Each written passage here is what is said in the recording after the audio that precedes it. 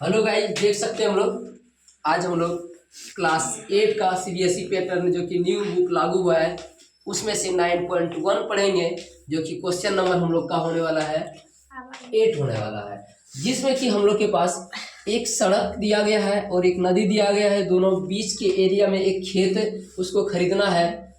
तो उन्होंने बता रहा है कि रोड से दोगुनी होना चाहिए हमारे नदी की तरफ। बिल्कुल ठीक है।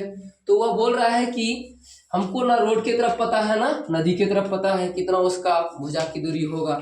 इसीलिए हम लोगों ने क्या किए कि सबसे पहले उसको मान लिए कि माना सड़क से बनी भुजाओं की लंबाई कितनी होगी, x होगी, और नदी के साथ वाली बनी भुजा कितनी होगी, लंबाई 2x हो जाएगी, क्योंकि बोली थी क्वेश्चन में 2 गुना होता है, तो 2 से गुना कर दिए 2x हो गया। अब हम लोग फिर से यहाँ पे क्वेश्चन में कुछ दिया हुआ है उसको देख पाएंगे, जो कि h बराबर हाइट दो समांतर भुजाओं के बीच की दूरी दिया है।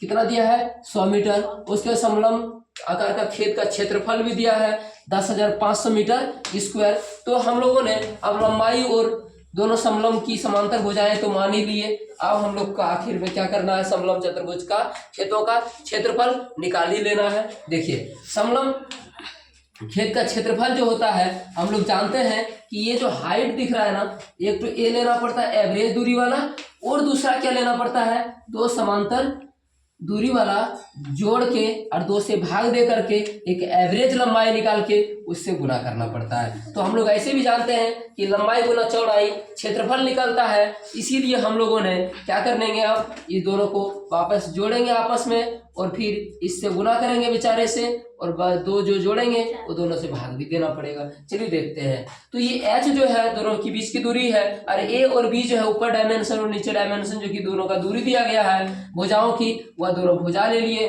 और 2 से भाग दे दिए क्योंकि वह सटीक हो गया। अब इसका आंसर फार्मूला बन गया है 1/2 इंटू ए प्लस बी इंटू एच हो चुका है। अब जो हम लोग को क्वेश्चन में दिया है जो भी माने हम लोग उसको मान रखते हैं। चलिए, 1/2 इंटू x प्लस 2x ए और बी का वैल्यू और इनटू h का मान जो कि 100 मीटर दिया है उसको ले लेंगे। अब इसके बराबर में एरिया हो जाएगा 10,500 मीटर। अब इसको हम लोग को सॉल्व करने की बारी है। ये 2 से हम लोगों ने इस 100 को भाग देकर 50 बार में कटा लिए।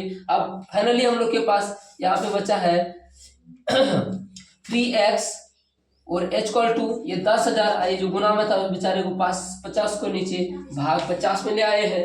अब हम लोग ये मीटर में था इधर आके, और ये मीटर स्क्वायर में था, ये मीटर स्क्वायर को काटता है तो मीटर बचता है। अब भाग दे करके फाइनली हम लोग के पास क्या बचा है, 3x बराबर 210 मीटर। क्या बचा है, 3x बराबर 210 मीटर, जो कि अभी भी ये गुना में है, इसको भाग में देना पड़ेगा, जो कि फाइनली x बराबर 210/3 लिए है, कटा के 70 निकला है, x बराबर 70 मीटर निकला, जो कि हम लोगों का क्या है, ये सड़क की साइड वाली भुजा की दूरी है। और क्वेश्चन में बोला गया तो सड़क से दोगुनी दूरी है नदी की वाली भुजा। तो हम लोग अब क्या करेंगे, x निकल गया, सड़क के सामने वाली भुजा की लंबाई कितना है, ए माने थे तो x बराबर है, अब वही x बराबर 70 मीटर है। तो सड़क वाली तो पूछा नहीं क्वेश्चन में पूछा है नदी वाले किनारे, तो नदी के साथ वाली भुजा की लंबाई जो है वह b है। अब b हम लोग माने थे b बराबर 2x, अब ये 2 इंटू एक्स का वैल्यू 70 जो कि 140 मीटर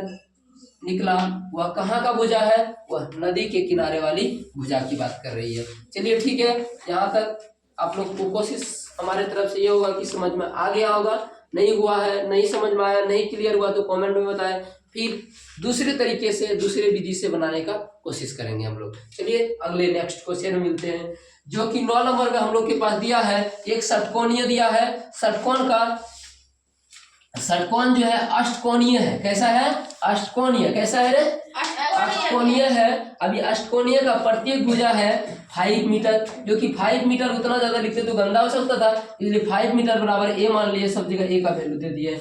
अब इसमें हम लोगों को तो पहले रचना करना पड़ेगा, क्योंकि अष्टकोणीय का डायरेक्ट तो कोई फॉर्मूला होता नहीं है। इसको हम लोग कुछ रचना करते हैं, देखते हैं। एक रचना हम लोग को दे दिया गया है 11 मीटर, इसकी समांतर लंबाई, और ये समलंब के बीच की दूरी दिया गया है 4 मीटर, और उसके बाद हम लोग को पता ही है ये क्या 5 मीटर। हम लोग का इस प्रकार से एक समलंब नीचे बनता है, और दूसरा रचना हम लोग करके एक नीचे समलंब बनाए हुए हैं सेम उसी के जैसे। अब यहाँ पे हम लोग का 3 भागों में बढ़ चुका है, पहला समलंब, दूसरा आयत, फिर तीसरा समलंब। अब 1 और 3 को एक साथ हम लोग क्षेत्रफल निकाल सकते हैं, क्योंकि एक समलंब है, ये भी दूसरा समलंब है, तो दोनों का आपस में क्या करेंगे, निकाल के एक क्षेत्रफल निकाल के 2 से गुना कर देंगे तो निकल सकता है। और तीसरा, ये आयत का क्षेत्रफल तो बच्चा जानता है कि लंबाई गुना चौड़ाई होता है। इसीलिए चलिए हम लोग अब क्वेश्चन की तरफ बढ़ते हैं और इसको सॉल्व करते हैं। चलिए फिर से हम लोग यहाँ पे अष्टभुजा का प्रत्येक भुजा कितना है, 5 मीटर। रचना करिए किए हैं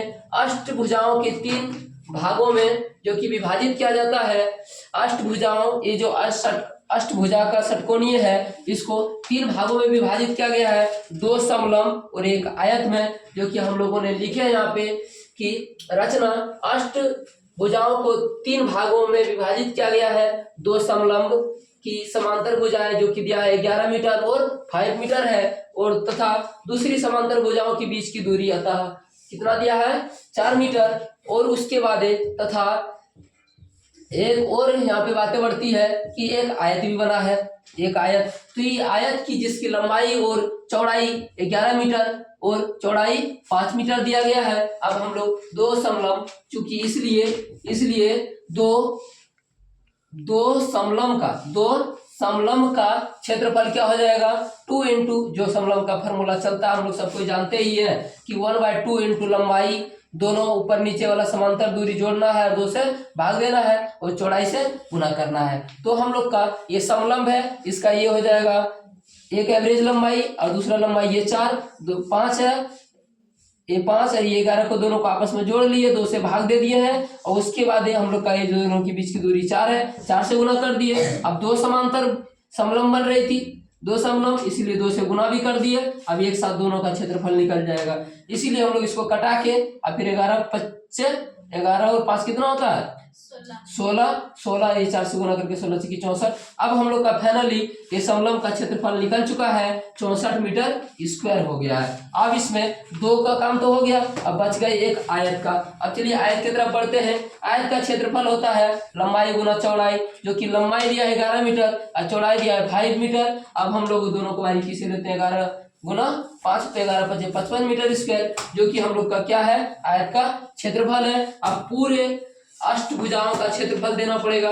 अष्टभुजाओं का क्षेत्रफल 2 समलंब का क्षेत्रफल जोड़ आयत का क्षेत्रफल, जो कि 2 समलंब का क्षेत्रफल कितना है, 64 मीटर स्क्वायर निकला है, और ये आयत का क्षेत्रफल निकला है 55 मीटर स्क्वायर। इस प्रकार से हम लोग जोड़ के कह सकते हैं, या हो सकता है यही है, होगा कि 119 मीटर स्क्वायर इसका आंसर हो जाएगा पूरे अष्टभुजाओं का। चलिए, थैंक यू, धन्यवाद। आप लोग ध्यान से मन लगा के पढ़िए और इस प्रकार से वीडियो पाने के लिए लाइक एंड सब्सक्राइब करें। नेक्स्ट वीडियो में मिलते हैं।